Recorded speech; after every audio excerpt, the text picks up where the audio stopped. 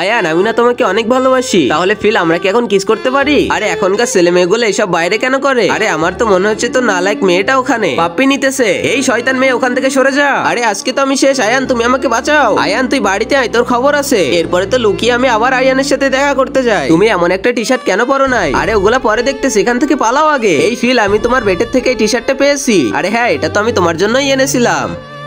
আরে আয়ান তুমিও তো দেখতেছি আমার মতো সেম টি শার্ট পরেছো। তুমি যদি আমার বড় হতে কত ভালো হতো। এই ফিলের মা তোদের কি মাথা খারাপ হয়ে গিয়েছে? তোরা মা মেয়ে মিলে কি এসবই করিস নাকি? ওরা দুইজন তো ঝগড়া করে আর আমরা তো ফিস থেকে পালিয়ে যাই। আর একদিন কামড়া দিয়ে যখনই আয়ান আমার ঘরে আসে, ফিল দেখো তোমার জন্য আমি পুরো দোকান লুট করে নিয়ে এসেছি। আরে বাপরে মাতাজি আসতেছে হয়তো। আর তখনই আমি বেটে নিচে লুকাই থাকি। আর সেইবারের মতো তো আমি একেবারে সেফ হয়ে যাই। মা ফিল তো অনেক খারাপ, তাই তো ওকে আমাকেই বিয়ে করতে হবে। আর তখনই তো মাতাজির থাপ্পড় আমি খেতে খেতে বেঁচে যাই। শাবাশ বেটা। আরে কি বলতেছে এরা? তোমাদের বাবা তোমাদের জন্য রশি আনতে গেছে, আসার পরে দেখবে তোমাদের কি হয়। তারপরে যা হলো। আর আগে মহান আল্লাহকে তুমি ভালোবাসলে লাইক এন্ড সাবস্ক্রাইব করে দাও। আর পার্ট 2 দেখতে চাইলে অবশ্যই কমেন্টে পার্ট 2 লিখো।